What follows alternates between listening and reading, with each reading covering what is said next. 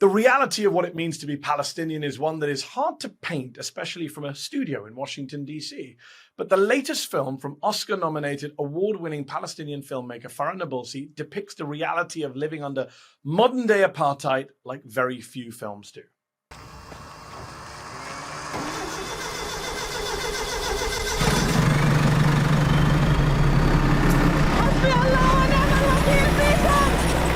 The Teacher is a film that follows the story of Bassem al-Saleh, a school teacher in the occupied West Bank, and his struggle to reconcile his commitment to political resistance with the emotional support and guidance that two of his students need.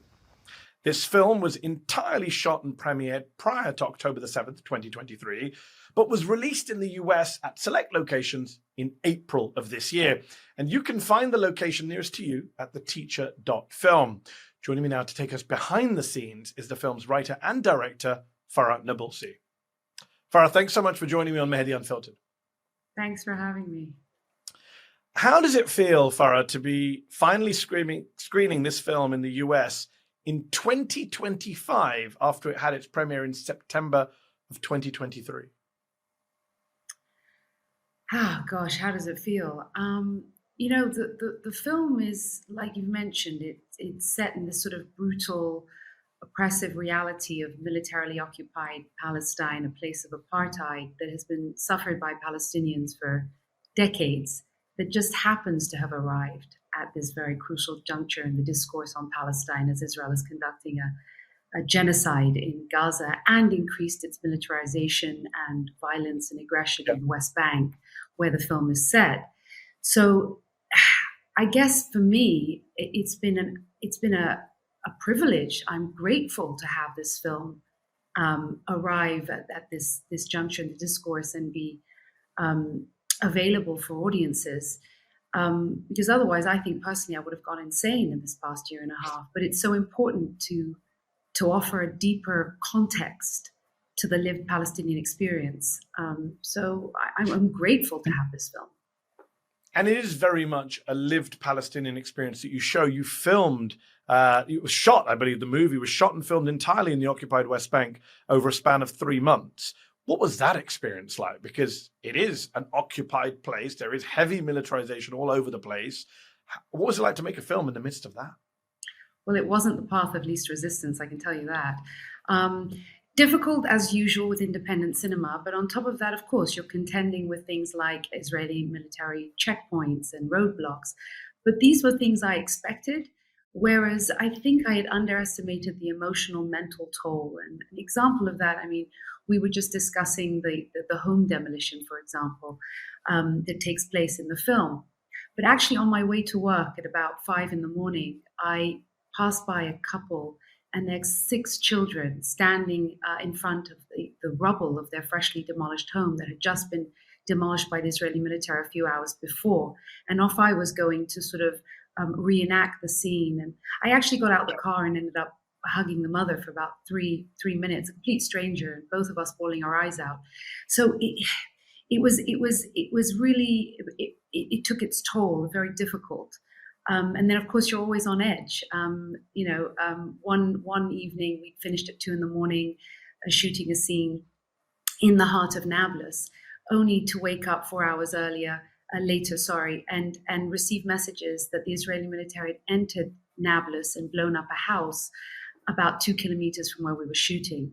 So you try to stay positive, you're trying to finish the film, but you really do have this reality unfolding around you that you're trying to do justice to in your film. So a lot of pressure, to be honest. What was the reaction from locals as you're filming this film about their lived experiences? Well, it was the locals as well as my cast and crew that are also, many of them, Palestinian. Yes. There's a sense of sort of real desire to make the film, of course. There's something empowering about having your story, created and up on the cinema screen, as it were. And at the same time, we had to engage the villagers and the locals, the Palestinians, sometimes to shoot, especially in areas B. As you know, the Israeli military have cut up the West Bank into areas A, B, and C. And when we're shooting in areas B, where there's a lot more of the the military presence as well as illegal settlers. We engaged the villagers to help us carry out certain scenes because otherwise we might have been perceived as outsiders. So when we had military vehicles, for example, there's a scene in the film with a raid. We had the villagers hold up traffic and explain to other villagers that we were making a film. But they were always so helpful and so generous and excited to be a part of this, actually. Just for our viewers, what's your own background, Farah? What's your own link to the land? Born, raised, educated in the UK and London, but I am Palestinian and I am Arab 100%. So one of the moments of tension in the film is the torching of olive trees by a group of armed, violent Israeli settlers. And I later discovered after watching your film that while you were filming this movie, actual Israeli settlers in the very village depicted in your film were torching olive trees there. That must make it feel like you're always on set. I mean, there's no gap between the set and fiction and real life. Yes, which is why I was so emotionally and mentally traumatized as we were making this film. I've witnessed these settlers actually torch the olive groves in the village of Berean and elsewhere, actually. It doesn't just happen in Berean, it happens all across the West Bank. And it just lends the pressure that you really need to do justice to the injustice that's unfolding around you. It made things very, very, very difficult to stay positive, to be honest. And also through the central character, who is a teacher, but who has spent time in prison and I don't want to give away to people who haven't watched the film, but has family connections to suffering. You really do get a sense. I was watching the film and thinking to myself, I mean, I've followed the Israel-Palestine conflict, the occupation for many decades, as you know. But I was trying to imagine being someone who just goes into a cinema or theater to watch this film, not knowing anything about the conflict. Your average American who manages to find the film in a nearby theater and goes in to watch the teacher.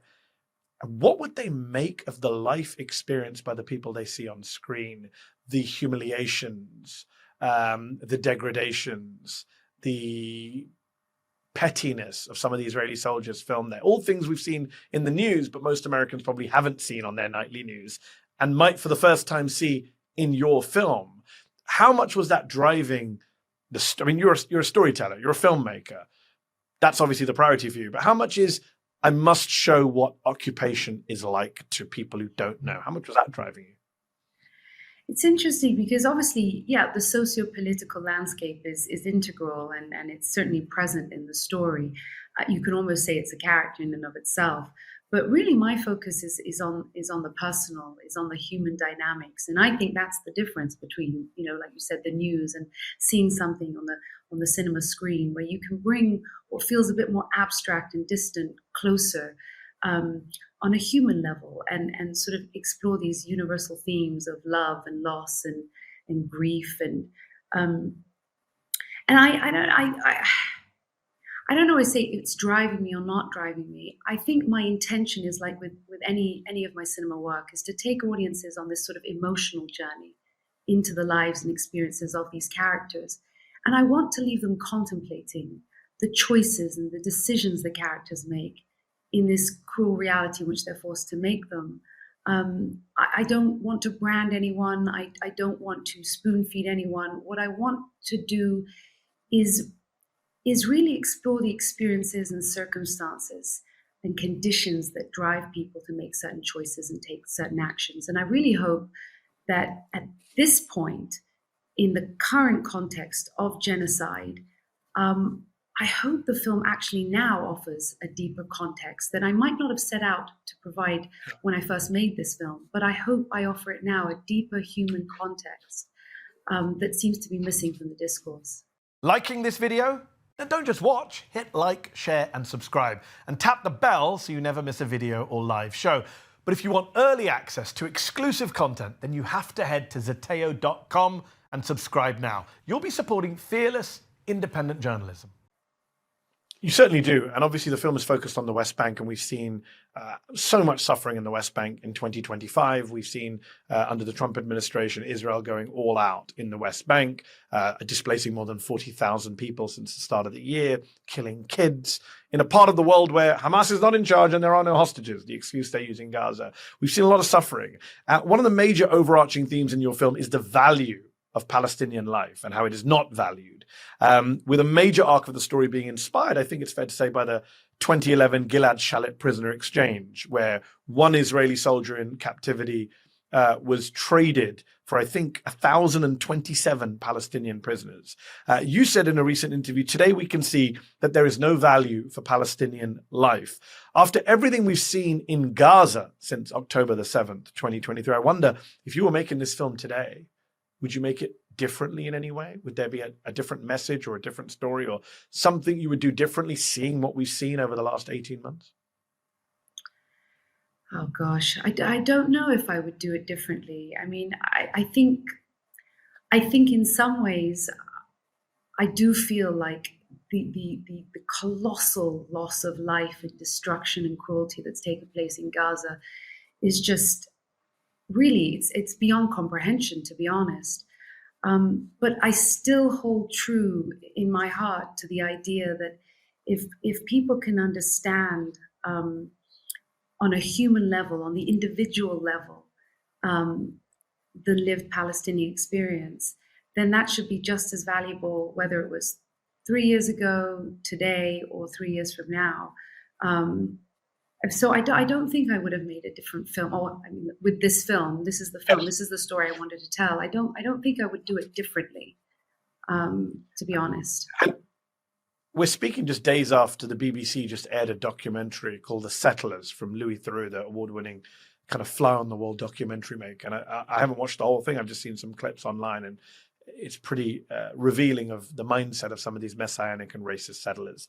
And I wonder, as someone who's a storyteller and someone who cares about the story of Palestine, what is the best way to get the message out there? Because you've got documentaries showing life in the West Bank. We obviously have reporting from award-winning journalists who've gone out and written for major publications about the horrors they've seen. And obviously fiction with The Teacher, where you're taking a story that could very well be true and has elements of truth to it, like the Gilad Shalit prisoner exchange, but it's a fictional story depicting life. How best do Palestinians tell their stories? Well, I mean, The Teacher, very much, yes, it's fiction narrative, but it's heavily rooted in reality and the Palestinian experience. I say that it's all of those things you've mentioned, all of the above. It's an ecosystem of really taking back the narrative, a narrative that has essentially been hijacked for far too long. But I would say, if I want to really say the most important, would be, for me, cinema.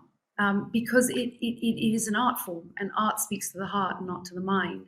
And really, at the end of the day, you can have all the facts and figures and proofs and truths and international law on your side, which Palestine very much does.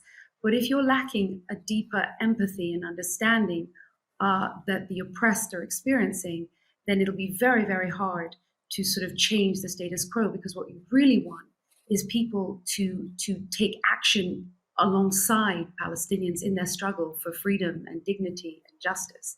And the only way you do that actually is speaking to people's hearts and then accessing their minds. Well said. In the process of releasing this film, you not only face the challenges of making a film in the occupied West Bank, independent cinema, but also the challenge of releasing a film about Palestine in the post-October 7th environment. As I mentioned in the introduction, the film was made in 2023. It's only come out in the US in April and only in select locations. In recent months, we saw the Oscar-winning No Other Land, Israeli-Palestinian joint production, won an Oscar, still struggling to find a US distributor. I had to find a cinema in Maryland that was screening it to go watch it myself and drive a while to do that. What has your journey been like post-October the 7th in terms of getting this film screened in the West in general, but especially in the United States? Well, what's crazy is this is a British Palestinian film.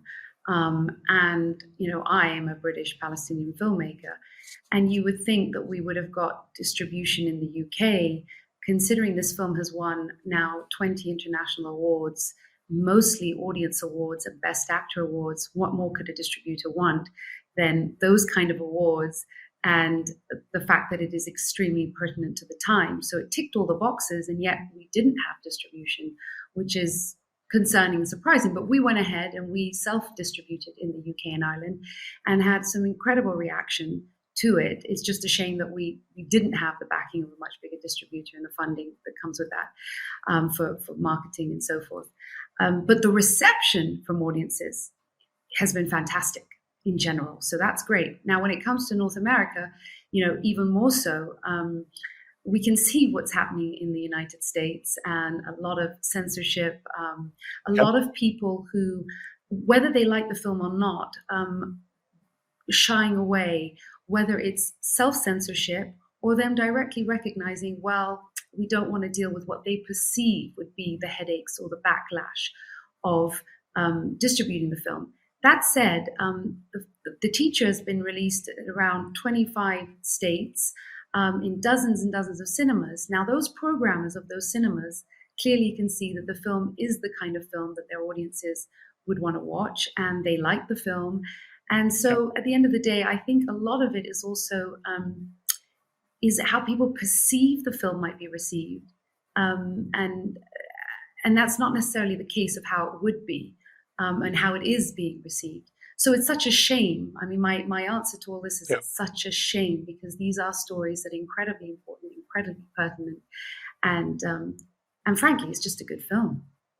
Yes, it is. And I would add to it's such a shame, I would also say it is shameful that there's so much censorship of art right now in a country that claims to be all about free speech. Just before we finish, you were nominated for an Oscar for your previous film. You won a BAFTA. You've now made The Teacher. What's your advice to young up-and-coming Palestinian, Arab American, British Muslim, people living in the West wanting to tell some of the stories that you've told, either through novels, movies, other forms of art? What's your advice? What pitfalls should they avoid? What things did you have to overcome? Oh, gosh. Well, look, filmmaking is just so, I can't swear on this, so very hard. So I just think, just make sure it's a story that you really, really want to tell, and then just tell it the way you want to tell it. And just, it's thick skin, it's perseverance, it's just keep going, knock on every door. And for the 10 that don't open, one does, and that's the one you walk through, and you just go, go, go, go, go. Because honestly, I think in the end, having told stories that came from a place of passion and truthfulness and good intention, sounds a bit mystical, but the world does conspire to help you make these films. And there are people and allies who want to see these stories made. So just, you have to persevere. Last question. Do you have an idea for your next film yet? I have several ideas. But talk about them. I mean, to be honest, one of the things I've worked on is nothing to do with Palestine. Another one is set between Palestine and Ireland. I'm very, very excited and keen to make that. So just pushing forward. The one I'm working on at the moment is a drama, but it does have elements of comedy. And Mehdi, if you know anyone who wants to fund the film, call me. You're watching at home. If you want to fund a fantastic film from an Oscar-nominated director, you know where to find Farah Nabulsi. And please do watch The Teacher, which is out in the US now, but it's been out around the world for a while now. Farah Nabulsi, thank you so much for your time. Congratulations on the film. Did you like this video? Don't forget to subscribe to this YouTube channel and turn on notifications. For exclusive content and to support our independent, unfiltered journalism, head over to zeteo.com. Your support matters.